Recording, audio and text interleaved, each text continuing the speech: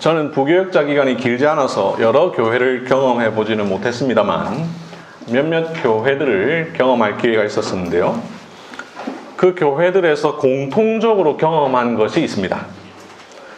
장로들의 불만, 당회에 대한 불만입니다. 우리 교회 장로들은 당회는 왜 그런 결정을 하는지 모르겠네. 답답한. 우리 교회는 다 좋은데 장로들 때문에 안 돼. 이런 하소연을 하는 경우를 많이 들었습니다. 제가 경험한 교회만 아니라 제법 많은 교회에서 그런 말들이 들립니다. 그런데 그런 말을 들을 때에 이해가 안 되는 점이 있습니다. 그 장로들 다른 별에서 오지 않았습니다. 목사처럼 다른 교회에서 청빙하지 않았습니다. 장로들 다 그 교회 교인들입니다. 그뿐만 아닙니다. 장로들은 다른 사람이 지명한 게 아닙니다. 그 교회 교인들이 선출했습니다. 무려 3분의 2 이상의 동의를 얻었습니다. 3분의 2 쉽지 않습니다.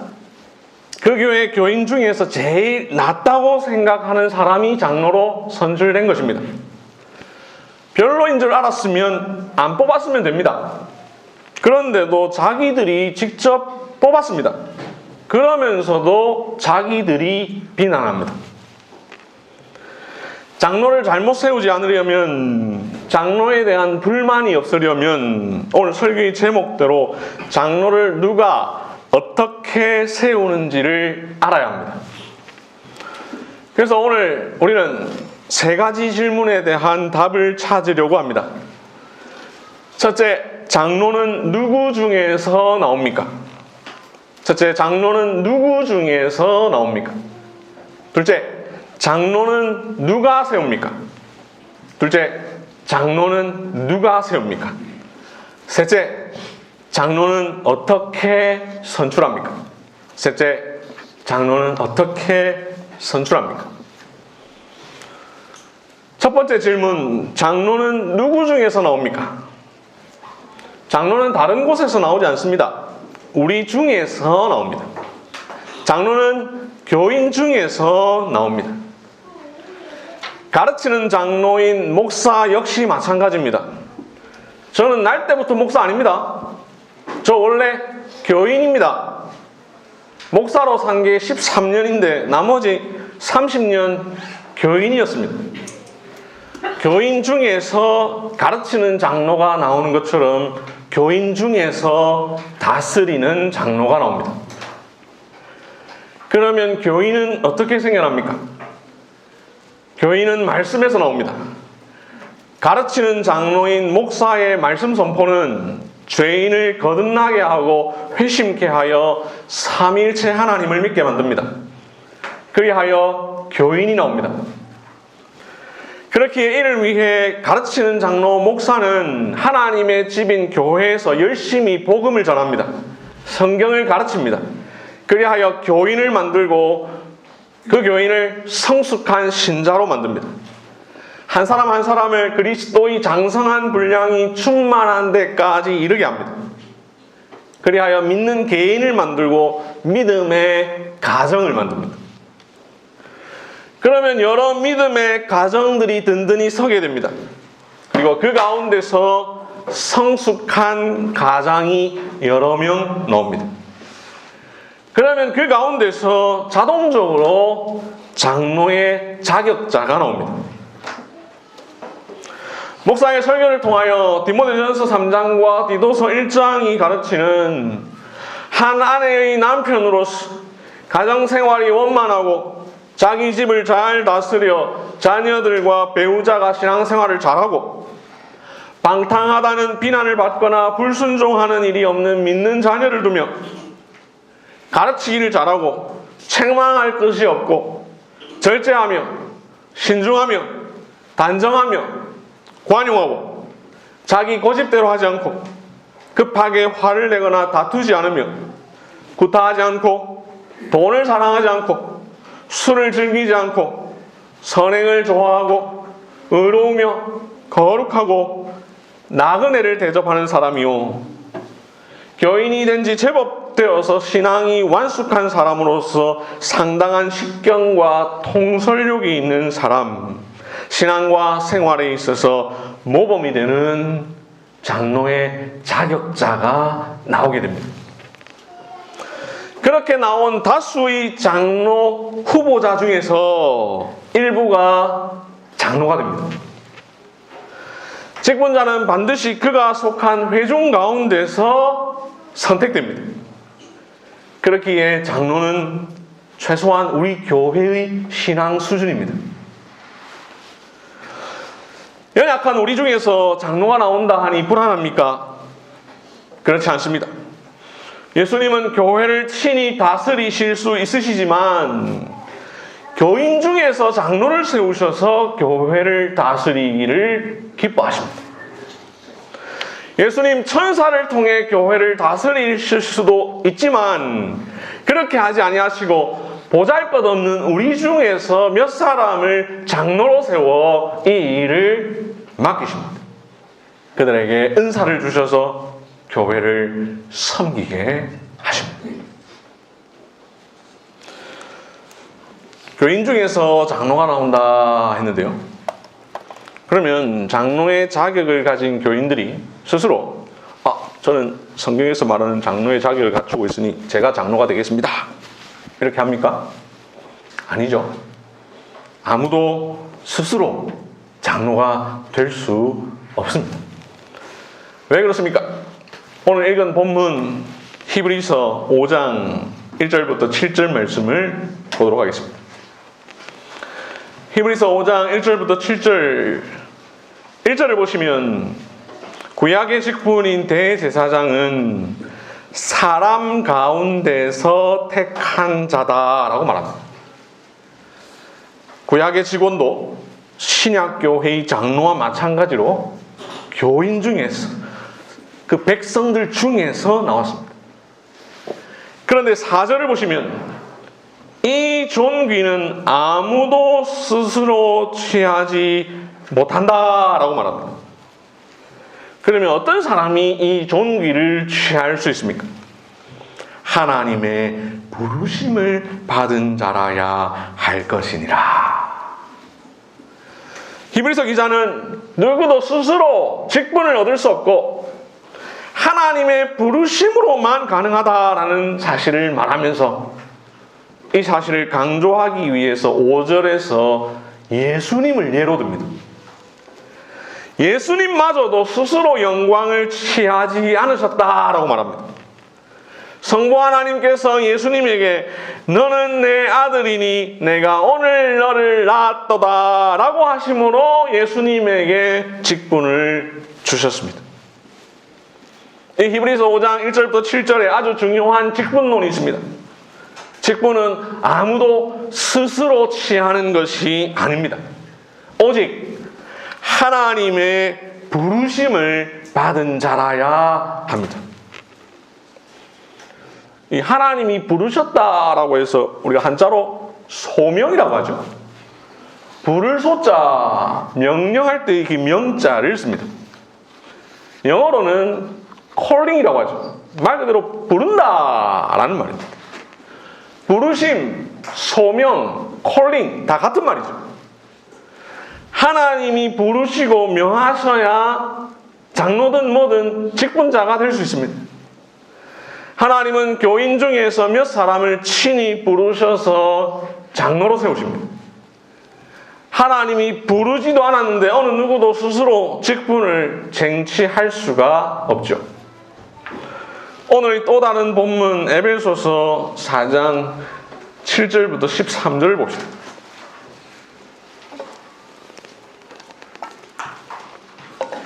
에베소서 4장 7절을 보면 직분은 예수님의 선물이죠. 11절을 보시면 승천하신 예수님이 친히 직분자를 세우십니다.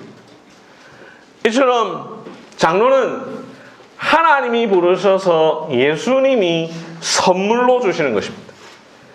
그러니 그 누구도 스스로 장로가 될 수 없습니다.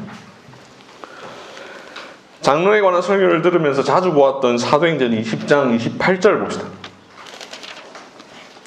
사도행전 20장 28절.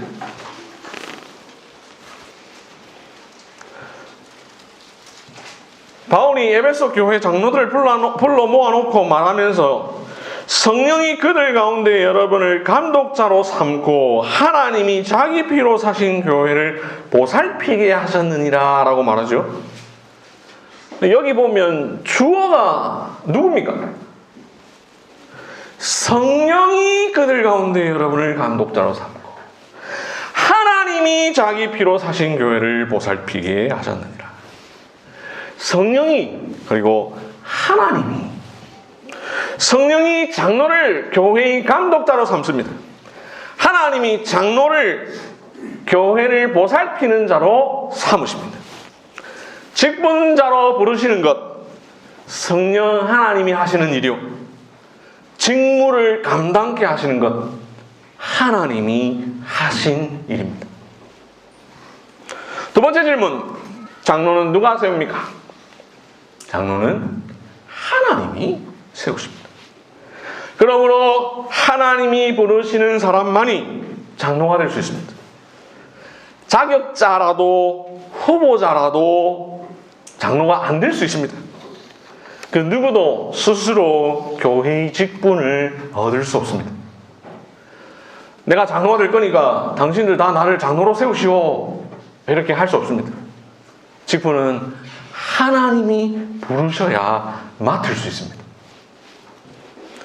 이 두 번째 질문에 대한 답을 우리 교회 헌법이 아주 요약적으로 잘 말하고 있습니다. 교회 헌법 정치 제4장 제35조 244조. 교회 직원은 성경에서 규정한 대로 하나님의 부르심을 받는 것이므로. 여기 교회 직원은 장로든 목사든 집사든 성경에서 규정한 대로 오늘 우리가 읽은 히브리서 5장 4절에 이 존귀는 아무도 스스로 취하지 못하고 하나님의 부르심을 받은 자야 할지니라는 말씀에 근거하여 교회 직원은 이 성경에서 근거한 대로 하나님의 부르심을 받는 것이다 라고 설명을 하죠. 장로는 하나님이 부르셔서 세우시는데, 그러면 하나님이 누구를 장로로 부르셨는지 우리가 어떻게 합니까? 1차적으로 알 수 있는 것, 각 사람의 마음속에 주신 소원입니다. 이 소원, 바랄 소자에 원할 원자죠. 바라고 원하는 마음입니다. 하나님 디모데전서 3장 1절에서 이렇게 말씀하셨습니다. 사람이 감독의 직분을 얻으려 함은 선한 일을 사모하는 것이라. 이 말씀을 통하여 우리에게 장로가 되고자 하는 마음을 품으라고 하셨습니다. 장로가 되고자 하는 간절한 의지를 갖는 것, 이건 나쁜 게 아니라 선한 일을 사모하는 것이다 라고 하셨습니다. 성경의 이 가르침에 근거하여 교인들 중에는 장로가 되어서 하나님과 교회를 섬기고 싶은 마음을 품게 됩니다. 하나님께서 저에게 하나님의 교회에 다스리는 직무를 맡기신다면 하나님의 뜻을 따라 자원함으로 제 삶을 헌신하여 교회의 영적 형편을 살피고 교인들의 신앙과 생활을 살피며 그들을 위로하고 교훈하고 권면하는 일을 감당하겠습니다. 이런 마음을 갖게 되는 것이죠. 만약 교인 숫자가 어느 정도 되는데도 불구하고 이런 마음을 품는 사람이 한 명도 없다면 그건 그 교회에 심각한 겁니다. 교회의 영적 상태가 아주 암울하다는 겁니다. 이렇게 하나님이 성령을 통해 한 개인의 마음에 심어주시는 거룩한 감정과 내적인 부담, 이걸 가리켜서 내적 소명이다 라고 말합니다. 우리 내적으로, 우리 마음속으로 하나님의 부르심이 나타나는 것이죠. 이 내적 소명, 하나님의 부르심을 확인하는 방법 중 하나입니다. 그런데 이 내적 소명만으로는 하나님이 누구를 부르셨는지 확인하는 데 있어서 충분하지는 않습니다. 왜냐하면 그 사람의 마음이 착각일 수 있습니다.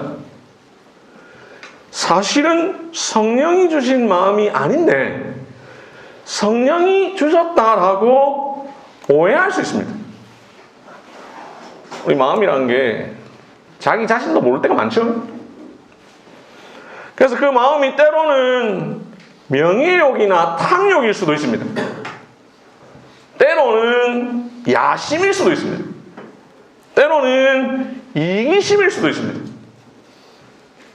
반면 정말로 하나님을 두려워하며 교회의 덕을 세우려는 마음 깊은 소원일 수도 있죠.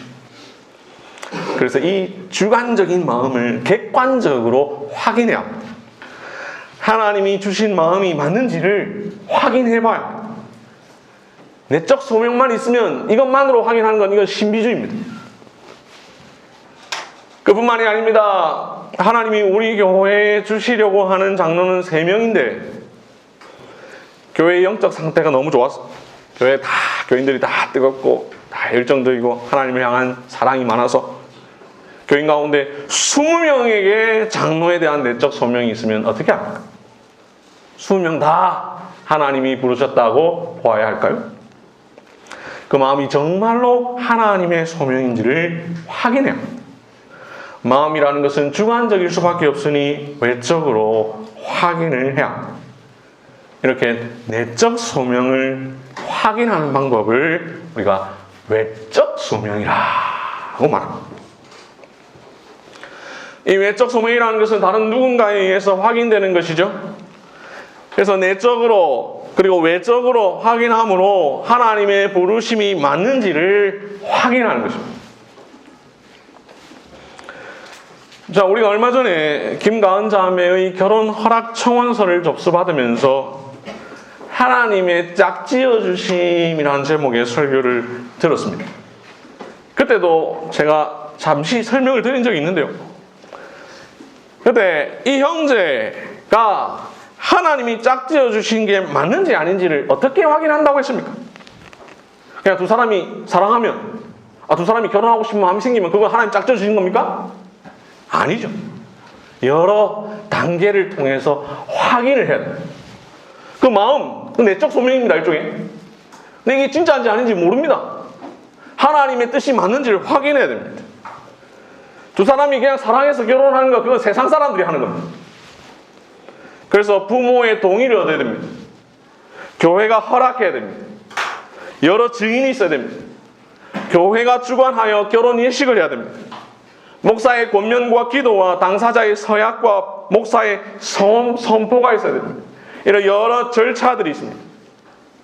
두 사람의 마음은 일종의 내적 소명이요, 부모의 동의와 교회의 허락과 여러 증인, 그 외의 순서들은 외적 소명입니다. 그래서 두 사람이 사랑하더라도 부모의 반대가 심하면 그건 하나님 뜻 아닙니다. 하나님 뜻 아니다라고 판단을 해야 됩니다. 부모가 동의했는데도 교회가 허락하지 않으면 그거 하나님의 뜻 아닙니다. 목사의 선포를 통해 비로소 하나님의 짝지어 주심이라는 하나님의 뜻이 확인됩니다. 결혼이라고 하는 중요한 인간의 삶에 있어서의 일도 하나님의 뜻이 무엇인지를 확인하기 위하여 이런 절차를 거치듯 교회에서 장로로의 하나님의 부르심도 역시 마찬가지죠. 내적 소명만 아니라 외적 소명을 통해 확인하는 것입니다. 자, 그러면 하나님이 누구를 장로로 부르셨는지를 외적으로 확인하는 방법은 무엇일까? 디도서 1장 5절을 봅시다.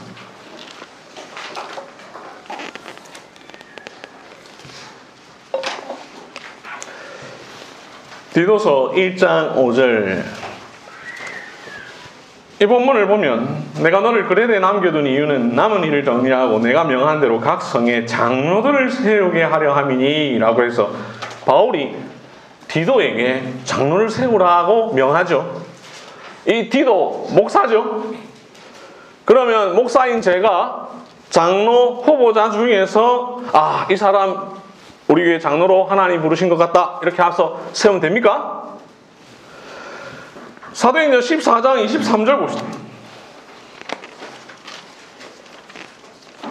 사도행전 14장 23절.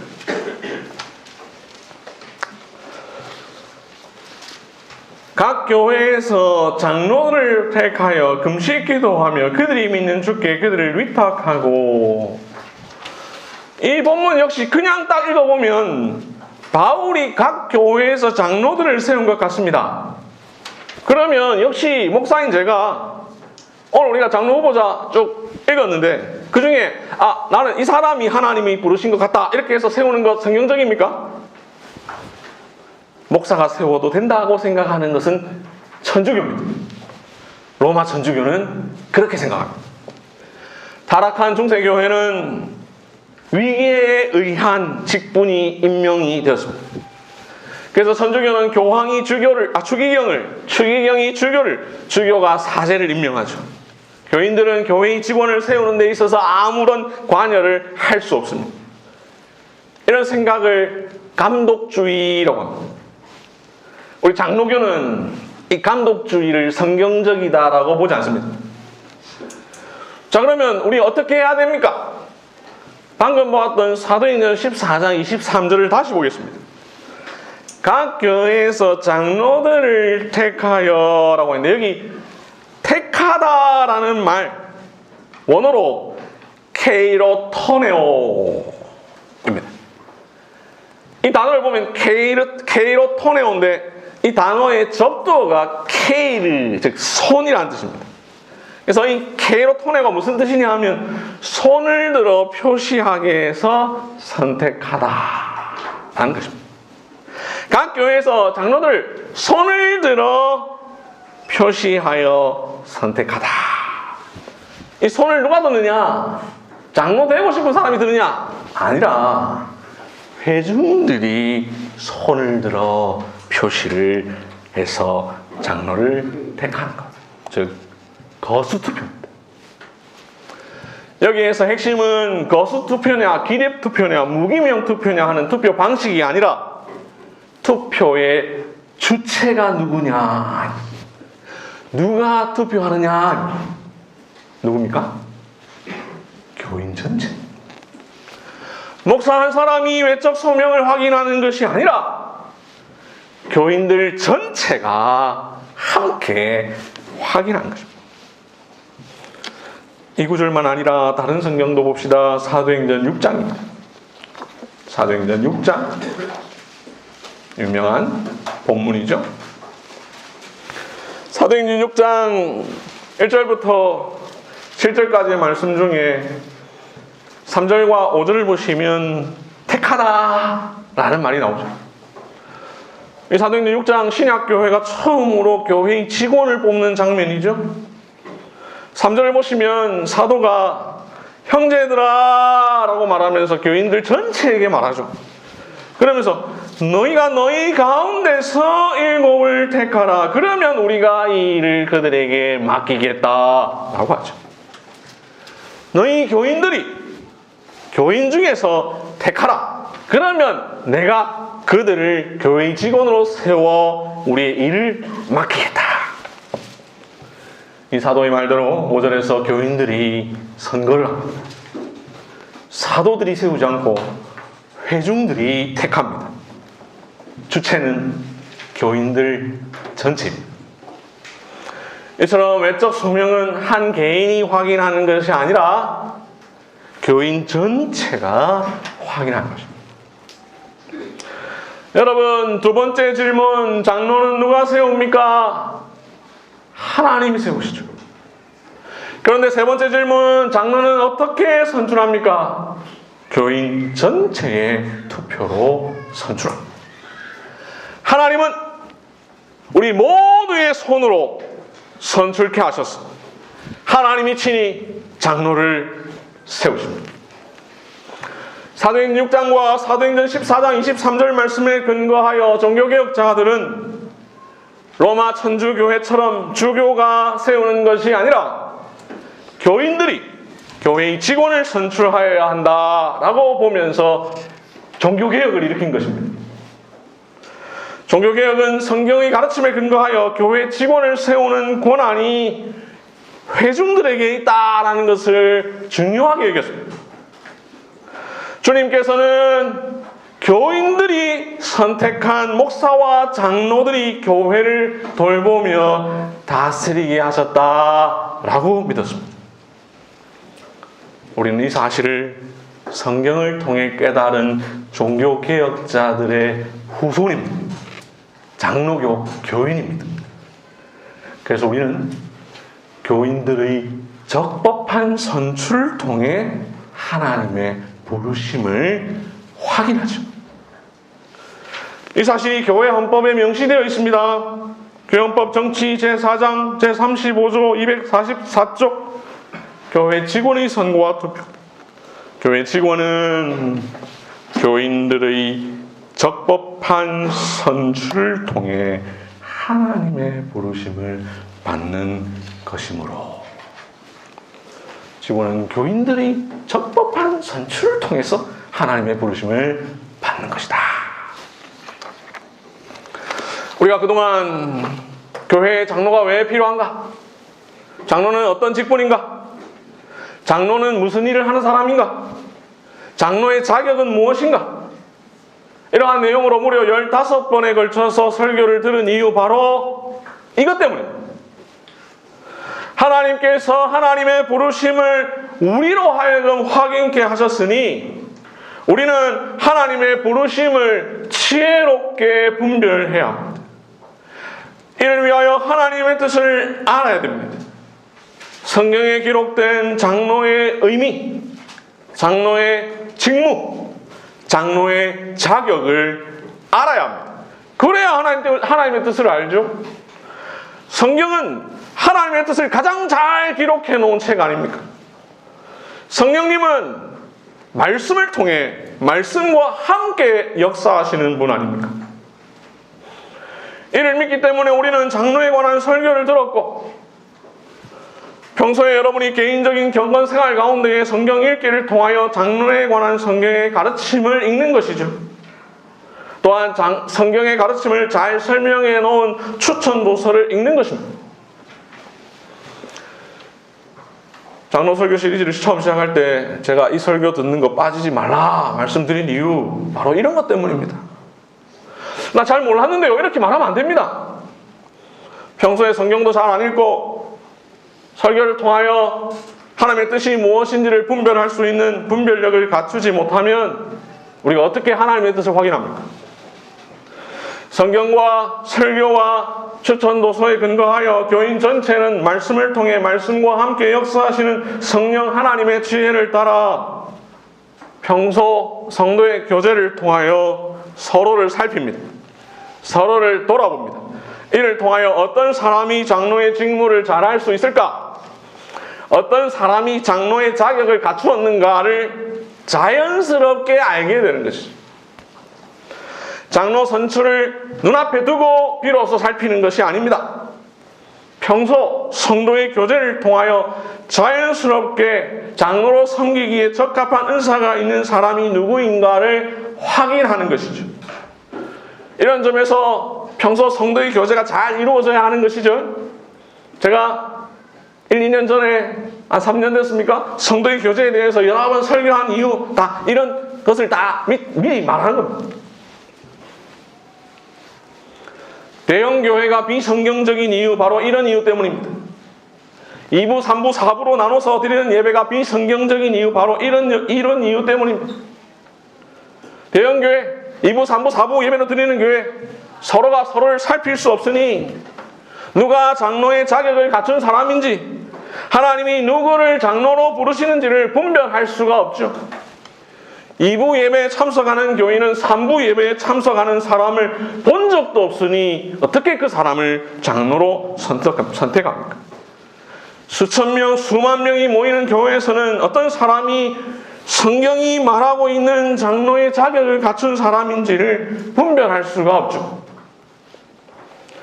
교회는 평소 잘 살피고 성경에 근거하여 교인 모두의 손으로 교회 직원 선출을 위한 선거와 투표를 합니다. 헌법이 말한 대로 적법한 선출을 합니다. 이를 통해 하나님의 부르심을 우리가 받습니다. 우리가 우리를 살폈으면 우리가 우리를 잘 살필 사람을 뽑게 됩니다. 반면 평소에 잘 살피지 못했다면 잘 뽑지 못하게 됩니다. 그러니 그렇게 잘못 뽑아놓고 불평할 이유가 하나도 없죠.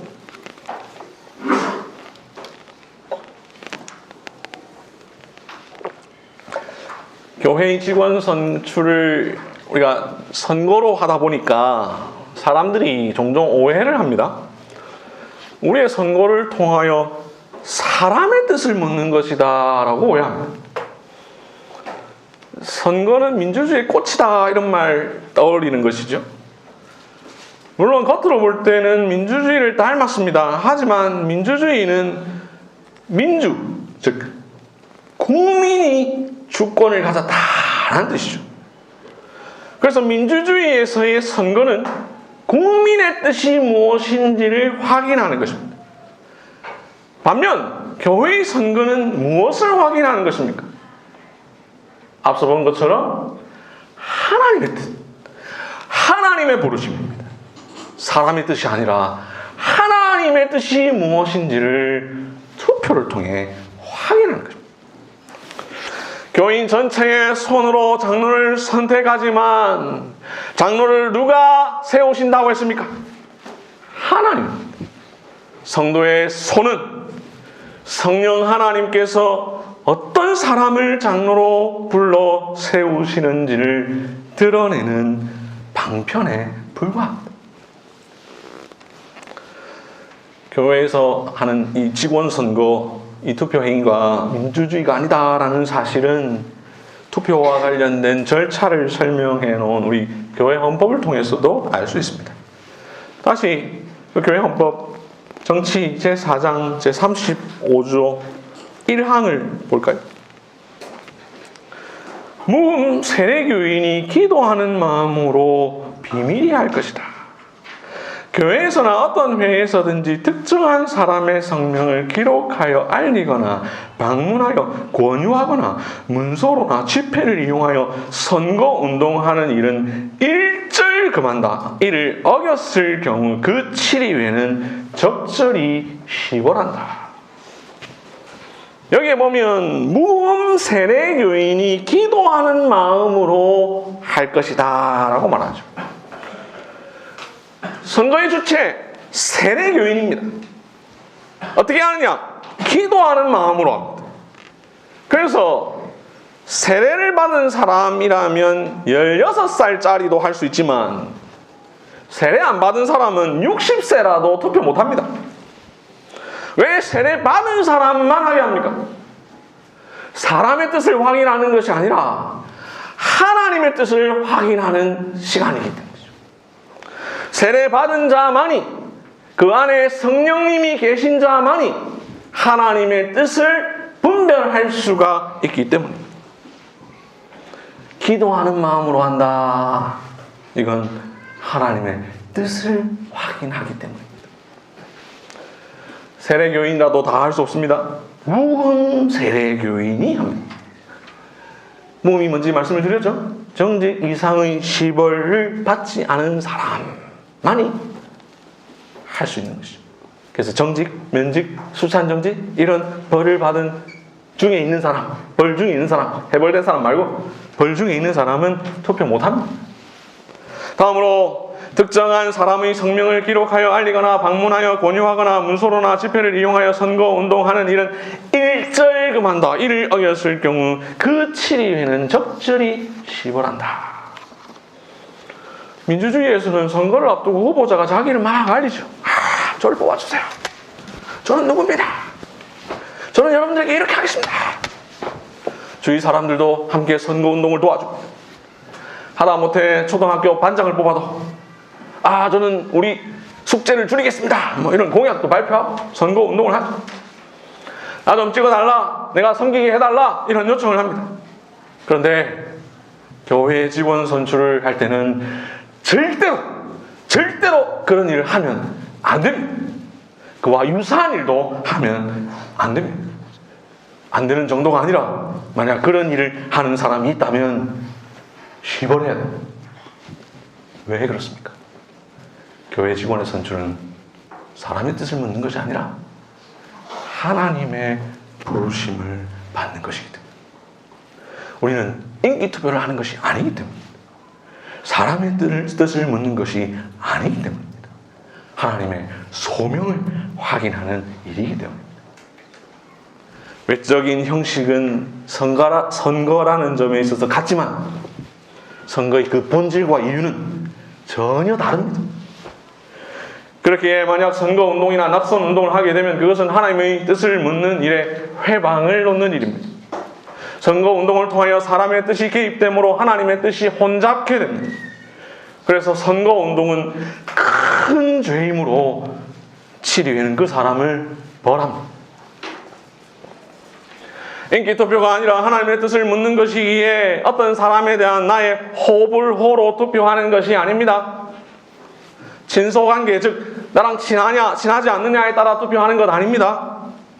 나에게 평소 잘해줬느냐, 나와 가깝게 지내느냐 하는 것 하나도 중요하지 않습니다. 우리 가족이니까, 내 친척이니까, 나랑 고향이 같으니까, 나랑 잘 맞으니까 아닙니다. 투표할 때에 사사로운 감정이나 지연, 학연, 혈연, 탐욕이 끼어들어서는 결코 안 됩니다.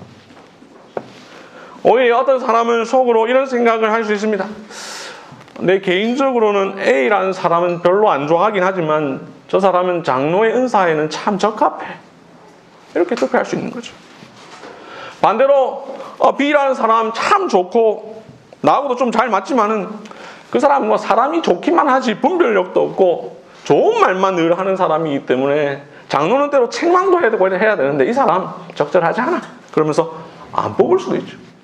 이렇게 하나님의 뜻을 찾아야, 우리는 내가 원하는 사람을 당선시키기 위해서 투표하는 것이 아닙니다.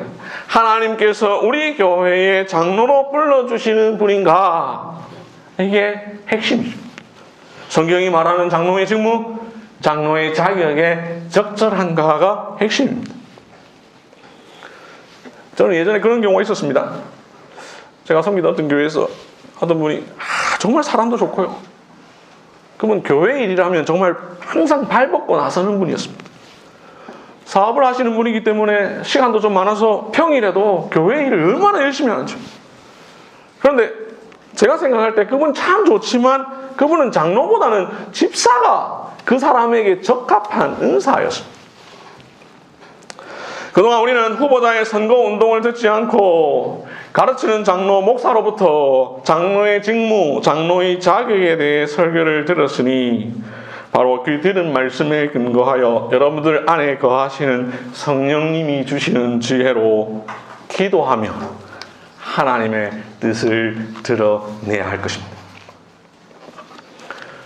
오늘날 현대 교회들이 직원 선출을 앞두고 성경의 가르침을 듣지 않고 이런 장로에 관한 설교도 듣지 않고 선출하는 것은 매우 안타까운 일입니다. 우리의 주권자이신 하나님은 온데간데 없고 사람이 주권자가 되어 교회가 민주주의가 되어버렸습니다. 또한 오늘날 교회에서 그 교회에 속한 세례교인이 공동의회와 선거에 모두 참여하지 않는 현실, 매우 안타까운 일입니다.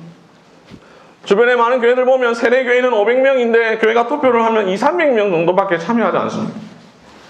과연 하나님을 믿는다라는 것이 무엇인가를 질문하게 만듭니다.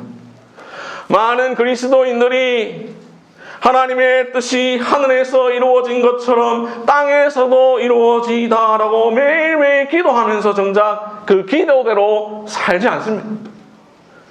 이러한 현실 속에서 우리 한길교회는 모든 무흠 세례교인이 기도하는 마음과 예배하는 마음으로 공동의회에 참석하였습니다. 내가 장로를 선출하는 것이 아니라 하나님의 부르심이 나를 통해 드러난다는 사실을 생각하며 장로를 선출해야 합니다. 모든 교인이 이 사실을 잘 알고 선택할 때 비로소 바른 하나님의 뜻이 나타날 수 있으니 그리스도인에게 있어서 교회 회의도, 교회 선거도 신앙입니다. 회의 참석 안 하는 거 신앙 아닙니다. 투표 안 하는 사람 신앙 없는 겁니다. 안타깝게도 교회 선거 후에 상처를 받거나 시험에 드는 성도들이 생기는데 이러한 현상은 장로 선출이 사람의 뜻을 묻는 것이라 오해하기 때문입니다. 사람의 뜻을 묻는 행위라면 사람에 대하여 언짢은 마음을 가질 수도 있습니다.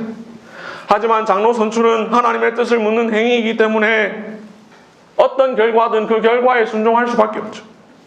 사람이 뽑은 것이 아니라 하나님이 뽑으셨으니 선거에 떨어졌다 하여 상처를 받기보다 겸허히 하나님의 뜻을 받아들일 수 있게 되는 것이죠. 일전에 말씀드렸습니다만 이웃교회에서 실제 있었던 일인데요. 장로 공동회의가 있었습니다. 내심 내가 될 것이다 누가 생각했나 봅니다. 근데 결과가 자기가 안 됐어요. 갑자기 그 사람이 앞을 확 나오고 마이크를 딱 잡고 저는 이 교회 떠나겠습니다. 이 존귀는 아무도 스스로 취하지 못하고 오직 하나님의 부르심을 받은 자라야 할 것인가 라는 말씀을 알지 못하는 후보자, 하나님의 뜻을 기쁘게 받아들이지 못하는 후보자, 애초에 자격 미달입니다. 그런데 그 교회 교인들 그 다음 선거에서 그 사람 장로를 뽑았습니다. 그 교회 수준입니다. 그게 그 교회의 수준입니다. 그런 사람이 장로의 일을 잘 할 리 만무하죠. 그런 장로를 뽑은 교인들이 그런 장로의 치리를 받으니 모든 해악은 그 교인 전체의 몫이 되는 겁니다. 한국 교회 안에 장로를 민주주의 관점으로 오해하는 경향이 있습니다. 우리 고신헌법 안에도 2011년까지 그런 표현이 있었습니다. 교인의 대표자인 장로. 설교 질문지 뒤에도 나와 있습니다만 합동헌법에는 지금도 치리만 하는 자를 장로라 일컫나니 이는 교인의 대표자라는 표현이 나옵니다. 우리 고시는 2011년 헌법부터 이 표현을 없앴는데 이 표현은 교회의 선거를 민주주의로 오해한 미국 회중주의 교회의 영향입니다. 교회의 선거가 민주주의가 되어버리면 장로는 교인의 대표가 되어버립니다. 그래서 정치인들이 자주 말하는 것처럼 주권자 즉 교인의 뜻에 따라 봉사하게 됩니다. 그러나 이미 설명드린 것처럼 민주주의가 아니기 때문에 장로는 교인들을 대표하는 것이 아닙니다. 장로는 교인의 대리자가 아니라 하나님의 대리자입니다. 장로교 정치는 교인의 뜻을 반영하는 민주정치가 아니라 하나님의 뜻을 드러내는 신정정치입니다. 그러므로 장로는 하나님의 뜻을 대표해야 합니다. 비록 교인들의 손에 의해 선출되었지만 세우신 분은 궁극적으로 하나님이시죠. 그렇기에 교인을 위해서가 아니라 삼일체 하나님과 교회를 위해 일하여야 합니다. 교인들의 아우성에 귀 기울이기보다 하나님의 말씀을 들어야 합니다. 장로는 교인들이 원하는 대로 일하는 것이 아니라 하나님께서 원하시는 대로 일해야 합니다. 내가 사람에게 좋게 하랴 하나님께 좋게 하랴 사람들에게 기쁨을 구하랴 내가 지금까지 사람들의 기쁨을 구하였다면 그리스도의 종이 아니니라 라는 사도 바울의 고백대로 교회를 섬겨야 됩니다. 장로가 교인이 아니라 하나님을 위해 일할 때 자연스럽게 그 일은 교인을 위하게 됩니다. 교인들도 우리가 선출했다며 장로는 우리가 원하는 대로 일해야 된다라고 생각해서는 안 됩니다. 교인은 주권자가 아니라 주권자이신 하나님의 도구에 불과합니다. 장로는 우리의 손을 도구로 사용하셔서 하나님께서 세우신 교회의 치리자입니다. 교인이 한 것이라고는 하나님의 부르심을 외적 소명으로 확인한 것 뿐입니다. 장로는 누가 세웁니까? 하나님이 세우십니다. 그래서 교인은 장로에게 우리가 당신 뽑았으니 우리에게 순종하십시오 라고 할 수 없습니다. 오히려 교인은 장로에게 하나님이 당신을 세우셨으니 우리가 이제 당신의 치리에 복종하겠습니다 라고 해야 합니다. 지금까지 살펴본 내용 여러분들 설교 질문지에 있는 기도 드브레가 작성한 개혁주 신앙고백서인 벨기에 신앙고백서 제31조 교회 직분자들의 잘 정리되어 있습니다. 우리는 하나님의 말씀의 사역자들과 장로들과 집사들이 하나님의 말씀에 규정된 대로 기도와 선한 질서를 따라 교회의 합법적인 선거를 통해 선출되어야 함을 믿습니다. 그러므로 모든 사람은 부적절한 방법이 개입되지 않도록 조심해야 합니다. 오히려 각 사람은 자신을 하나님께서 부르셨다는 확실한 증거를 가지고 또한 그 부르심이 주님께로부터 온 것임을 확신하기 위하여 하나님께서 부르시는 데까지 기다려야 합니다. 우리 모두는 말씀 사역자들과 교회의 장로들 그들의 사역으로 인하여 특별히 존경해야 합니다. 하나님 세우시는데 우리의 손을 통해 하십니다. 우리가 뽑지만 하나님이 세우십니다. 이를 오해하지 않도록 하기 위하여 하나님의 뜻에 더 신중하도록 하기 위하여 장로교회는 절차를 하나 더 두었으니 우리가 선출한 뒤에 바로 장로가 되는 것 아니라 교육을 받고 노예의 허락을 받아 비로소 노예로부터 허락을 받은 뒤에 비로소 장로가 되죠. 이런 절차를 둔 이유는 여러분들 교인들 여러분들이 뽑은 건 아닙니다. 하나님이 세우신 겁니다. 이걸 우리 모두 알도록 하기 위해서 하나 더 절차를 둔 것입니다. 이로써 민주주의나 회중주의 오류에 빠지지 않도록 하기 위해서. 여러분, 제가 설교의 서론에 이렇게 말씀드렸습니다. 오늘 우리는 세 가지 질문에 대한 답을 찾겠다. 첫째, 장로는 누구 중에서 나옵니까? 장로는 교인 중에서 나옵니다. 둘째, 장로는 누가 세웁니까? 하나님이 부르셔서 세웁니다. 셋째, 장로는 어떻게 선출합니까? 교인 전체가 투표로 선출합니다. 이 세 가지 질문에 대한 답은 결국 우리에게 궁극적으로 무엇을 말합니까? 우리는 하나님이 우리에게 맡기신 투표를 통해 하나님이 우리 가운데서 누구를 장로로 부르셨는지 하나님의 뜻을 확인한다. 이처럼 하나님의 뜻을 바르게 찾기 위하여 하나님의 뜻이 2주 후에 있을 공동회의를 통하여 잘 드러나게 하기 위하여 우리는 오늘까지 16번에 걸쳐서 장로 설교 시리즈를 들은 것입니다. 계속되는 장로 설교 시리즈를 들을 때 혹여나 마음속에 장로 하나 뽑으려고 목사님 왜 설교를 이렇게 오래 합니까? 이렇게 생각한다면 그건 하나님의 뜻보다 사람의 생각을 중요하게 여기는 것입니다. 오늘날 교회가 그리스도의 교회가 아니라 사람의 모임이 되어버린 것 바로 이런 이유 때문입니다. 설교 시리즈가 시작되기 전 어떤 사람은 장로는 악수하는 사람이라고 생각했습니다. 어떤 사람은 장로는 재정을 관리하는 사람이라고 생각했습니다. 어떤 사람은 장로는 목사를 견제하는 사람이라고 생각했습니다. 어떤 사람은 장로는 아무나 돼도 된다고 생각했습니다. 어떤 사람은 성경에 장로에 관한 말씀이 있는지 장로의 자격을 말하고 있는지도 몰랐습니다. 그런데 그대로 장로의 직무와 자격에 대한 이해 없이 우리가 투표를 했다면 우리는 하나님의 뜻이 아니라 사람의 뜻을 물었을 것입니다. 우리의 형식도 내용도 민주주의가 되어버렸을 것입니다. 장로 설교 시리즈를 시작할 때에 이 설교 시리즈만큼은 빠지지 말라고 말씀드린 이유가 바로 그런 것입니다.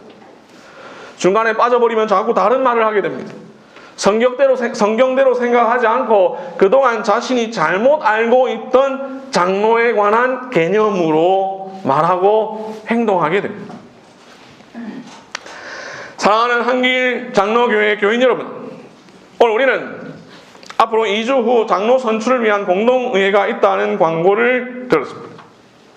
이 2주는 선거운동을 위한 기간이 아니라 조용히 하나님의 뜻을 묻는 기간입니다. 우리는 2주 동안 공적으로 사적으로 기도하면서 하나님의 뜻을 잠잠히 물어야 합니다. 하나님께서 우리 한길교회에 어떤 사람을 장로로 부르실지를 겸손하고도 진지하게 분별해야 합니다.